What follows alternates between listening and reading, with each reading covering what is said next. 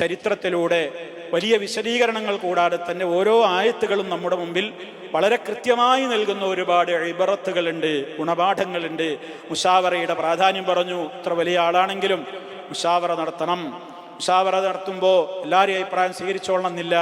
വിയോജിപ്പുണ്ടെങ്കിൽ വിയോജിപ്പ് തുറന്നു പറഞ്ഞ് അത് സമൂഹത്തെ കൊണ്ട് അംഗീകരിപ്പിക്കണം. കണ്ടോ, വിയോജിപ്പാണ് തുറന്നു പറഞ്ഞ് അവരത് അംഗീകരിച്ചു എന്നാണല്ലോ ഇതിനർത്ഥം. അവർക്ക് ബോധ്യായി.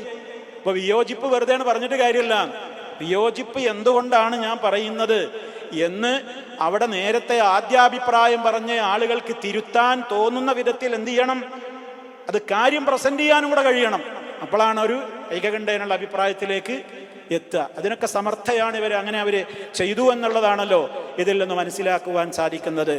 ഏതായിരുന്നാലും ഭൗതികമായ ഒരു കാര്യത്തിനും സുലൈമാൻ നബി അലൈഹിസ്സലാം വഴങ്ങുന്ന ആളല്ല എന്ന് വളരെ കൃത്യമാണ്. അതിനനുസരിച്ചുള്ള നല്ല ചുട്ട മറുപടിയാണ് ഗിഫ്റ്റും കൊണ്ട് മോഹിപ്പിക്കാൻ വന്ന ദൂതന്മാരോട് കണക്കിന് പറഞ്ഞിട്ടാണ് വിടുന്നത്. അതാണ് അടുത്ത വചനങ്ങളിലുള്ളത്. ഇപ്പോൾ ഭൗതികമായ നേട്ടങ്ങൾക്ക് വേണ്ടി മഹാരഥന്മാരായ പ്രവാചകന്മാർ ദുന്യാവിലെ എന്ത് കൊടുക്കാന്ന് പറഞ്ഞാലും അവരൊന്നും എന്ത് ചെയ്യൂല, കേൾക്കൂല. അവിടെ അള്ളാഹുവിൻ്റെ കലിമത്തിൻ്റെ ഇഅ്ലാഇന് വേണ്ടി, ഉന്നതിക്ക് വേണ്ടിയാണ് അവരൊക്കെ പ്രവർത്തിച്ചിട്ടുള്ളത് എന്ന പാഠവും നമ്മൾ ഇതിൽ നിന്ന് മനസ്സിലാക്കണം. നമ്മളൊക്കെ പലപ്പോഴും ചില കാര്യങ്ങളൊക്കെ സമൂഹത്തിൻ്റെ മുമ്പിൽ തുറന്നു പറയുമെന്ന് കണ്ടാൽ നമ്മളെ ഒന്ന് വശീകരിക്കാനും മയക്കിയെടുക്കാനും വേണ്ടിയിട്ട് ചില ചില്ലറകളൊക്കെ എടുത്ത് നീട്ടിയിട്ട് നമ്മുടെ നാവടക്കാൻ നോക്കാറുണ്ട് പലരും. അതിൽ പലരും വീഴാറുമുണ്ട്. ഇവൻ കാര്യം തുറന്നു പറയും, നമ്മുടെ ആദർശം പ്രഖ്യാപിക്കും. പിന്നെ അവനെ പതുക്കെ മെരുക്കിയെടുക്കാൻ എന്തെങ്കിലും ചെറിയ സ്ഥാനമൊക്കെ കൊടുത്തു വെക്കുക.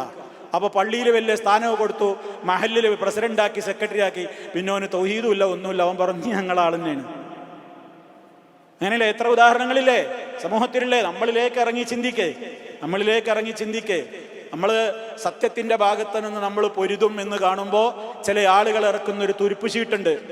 നമ്മളെ മോഹിപ്പിക്കുന്ന പ്രലോഭനങ്ങൾ നൽകിയിട്ട് നമ്മുടേതായ സദുദ്യമത്തിൽ നിന്ന്, നമുക്ക് വലിയ പുണ്യം കിട്ടുവാൻ കാരണമാകുന്ന സദുദ്യമത്തിൽ നിന്ന് നമ്മളെ അവർ ഭൗതികമായ ചില്ലറ പ്രലോഭനങ്ങൾ കാണിച്ചിട്ട് എന്ത് ചെയ്യും?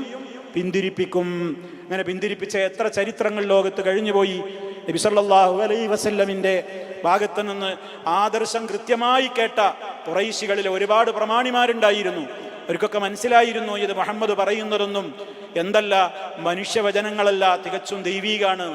അവർ ഖുറൈശികളോട് പോയിട്ട് അത് പറഞ്ഞപ്പോൾ അവർ വമ്പിച്ച ഒട്ടകങ്ങളെയും ഒക്കെ സമ്മാനം കൊടുക്കുക ചെയ്തത്. പലരെയും സമ്മാനം കൊടുത്തിട്ട് അവർ പറയിപ്പിച്ചു, മുഹമ്മദ് ആരാണ്? കള്ളനാണ്, പുത്തംവാദിയാണ്, പണം കൊടുത്ത പവറാണ്. അങ്ങനെ വഴങ്ങും, പലരും വഴങ്ങും. അല്ലാഹു നമ്മെ കാത്ത് രക്ഷിക്കുമാറാകട്ടെ. ഭൗതികമായ നേട്ടത്തിന് വേണ്ടി ദീനിനെ വിൽക്കും. യബീഉ ദീനഹു ബിഅർദിൻ മിനദ് ദുനിയാ. അവസാന കാലഘട്ടത്തിൽ അങ്ങനെ ഒരു ഫിത്ന വരുമെന്നാണ്. ഈ ലോകത്തിന്റെ തുച്ഛമായ വിഭവങ്ങൾക്ക് വേണ്ടി ദീനിന്റെ ആദർശങ്ങളെ മനുഷ്യന്മാർ കുഴിച്ചു മൂടും, ഭൗതിക ലോകത്തിന്റെ താല്പര്യങ്ങൾക്ക് വേണ്ടി. അതൊക്കെ നമ്മൾ വലിയ ഗുണപാഠങ്ങളാണ് ഇതിൽ നിന്ന്. സുലൈമാൻ നബി അലൈഹി സ്വലാം അത് കണ്ട് മഞ്ഞളിച്ചിട്ടൊന്നുമില്ല, കണ്ണ് മഞ്ഞളിച്ചില്ല. എന്താ കൊടുത്ത മറുപടി എന്നുള്ളത് നമ്മൾ അടുത്ത ക്ലാസ്സിൽ നമുക്ക് വളരെ ഗുണപാഠങ്ങളുള്ള കാര്യങ്ങളാണ് മറുപടിയായി പറഞ്ഞത്. അതുകൊണ്ട് തന്നെ ഇതിലൊക്കെ പിന്നെ ഏതൊരു കാര്യത്തിനും ഇവിടെ ബിസ്മി കൊണ്ട് ആരംഭിക്കുക, അതൊക്കെ ബറക്കത്താണ്. നമ്മൾ പലപ്പോഴും വീട്ടിലേക്ക് കയറുമ്പോൾ പോലും ബിസ്മില്ല പറയാൻ, ബിസ്മിയുടെ മഹത്വങ്ങൾ എത്രയാ പഠിപ്പിക്കപ്പെട്ടത്. വീട്ടിലേക്ക് കയറുമ്പോൾ എന്ത് പറയണം? ബിസ്മില്ലാ. അല്ലെങ്കിലോ കൂടെ മറ്റേ ചങ്ങാതി കയറും എന്നാണ്, ശൈത്താൻ കയറും. ഭക്ഷണം കഴിക്കുമ്പോൾ ബിസ്മില്ലാ, ഇല്ലെങ്കിൽ കൂടെ അവനും കഴിക്കും. അവന് സന്തോഷമായി അവനവൻ്റെ അണികളോട് പറയും, ഇന്ന് ഈ വീട്ടിൽ നമുക്ക് ഫുഡുമുണ്ട്, അക്കമഡേഷനും റെഡി. ഫുഡുണ്ട്, അക്കമഡേഷനും ഉണ്ട്. കാരണം ബിസ്മി അല്ലാതെ കയറും ചെയ്തു, ബിസ്മി അല്ലാതെ ഭക്ഷണം കഴിച്ചു. ശൈത്താന് രണ്ടും കിട്ടി, ഫുഡും കിട്ടി, ഇവൻ്റെ കൂടെ പാർക്കാനുള്ള അക്കമഡേഷനും കിട്ടി. കാരണം ബിസ്മി ചൊല്ലി ഭക്ഷണം കഴിച്ചാലും ബിസ്മി ചൊല്ലി വീട്ടിലേക്ക് കയറിയാലും ശൈത്താൻ പ്രവേശനം ഉണ്ടാവില്ല. അതുകൊണ്ട് ബിസ്മിക്കൊരു മഹത്വമുണ്ട്, അതൊക്കെ നമ്മൾ മനസ്സിലാക്കിയിരിക്കണം. അതിനൊക്കെ വലിയ പ്രാധാന്യമുണ്ട്, ബറക്കത്തുണ്ട്. പലപ്പോഴും നേരം ഉണ്ടാവില്ല, വെള്ളമൊക്കെ കുടിച്ച് പകുതിയൊക്കെയായി ദാഹമൊക്കെ മാറിയതിൻ്റെ ശേഷം ചിലപ്പോൾ ഓർമ്മ വരിക, ബിസ്മി ചൊല്ലിയിട്ടില്ലല്ലോ. നമുക്കധികം ബിസ്മില്ലല്ലേ അല്ലല്ലോ, ബിസ്മില്ലാഹി അവ്വലഹു വആഖിറഹു ആണ്. കാരണം അത് മറന്നാ പറയേണ്ടതാണ്. കുറേ കുടിച്ചു കഴിഞ്ഞിട്ട് തിന്ന് കഴിഞ്ഞിട്ടൊക്കെ ഓർമ്മ വരുമ്പോൾ പറയേണ്ടതാണെന്ത്? ബിസ്മില്ലാഹി അവ്വലഹു വആഖിറഹു. നമുക്ക് അധികം അതിനെ നേരം ഉണ്ടാവുള്ളൂ. കാരണം ഫസ്റ്റിൽ ഇത് എപ്പോഴും മറക്കും. കാരണം വല്ലാത്തൊരു ആർത്തിയല്ലേ ഇത്. ആ ദാഹവും വെള്ളമൊക്കെ കഴിഞ്ഞു, ആ പറഞ്ഞിട്ടില്ലല്ലേ, അപ്പൊ പിന്നെ ബിസ്മില്ലാഹി അവ്വലഹു ആഖിറഹു. അങ്ങനെയല്ല, തുടക്കത്തിലേ അതൊക്കെ പറയാൻ, അതൊക്കെ ചിട്ടയും ശീലവുമായിട്ട് വരണം. ഓട്ടോമാറ്റിക്കലി നാവിൽ വരണം എന്നല്ല ഞാൻ പറയുന്നത്, അങ്ങനെ വരരുത്. അറിഞ്ഞു പറയണം, അറിഞ്ഞു പറയണം. അറിഞ്ഞൊക്കെ പറയണമെന്നുണ്ടെങ്കിൽ കുറച്ചൊക്കെ ചിന്തിക്കുന്നത് നല്ലതാണ്. ബിസ്മില്ലാ, അള്ളാഹുവിൻ്റെ നാമത്തിലാണ് ഞാൻ ഇത് വായിലേക്ക് ഉയർത്തി വെള്ളം ഇറങ്ങിപ്പോയത്.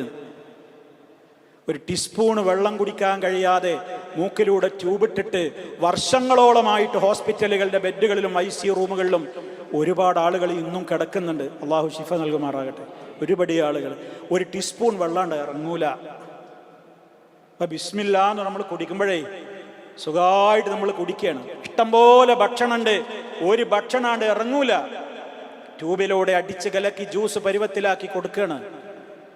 അപ്പോഴാണ് നമ്മൾ അറിയേണ്ടത് ആ ഭക്ഷണം കഴിച്ചാണ്ട് ഇറങ്ങിപ്പോകുന്ന സുഖം. ബിസ്മില്ലാ, അതുകൊണ്ട് കുടിച്ചു കഴിഞ്ഞ റാഹത്താകുമ്പോ അൽഹംദുലില്ലാ, ഇതെനിക്ക് തന്നവൻ, എന്നെ കുടിപ്പിച്ചവൻ, എനിക്ക് നൽകിയവൻ എന്നൊക്കെ പറയുന്നു. ആ പാഠങ്ങളൊക്കെ നമ്മൾ ഇതിൽ നിന്ന് മനസ്സിലാക്കണം. ബിസ്മിയുടെ മഹത്വം, മുശാവറയുടെ പ്രാധാന്യം, കാര്യങ്ങളിൽ എടുത്തു ചാടരുത്.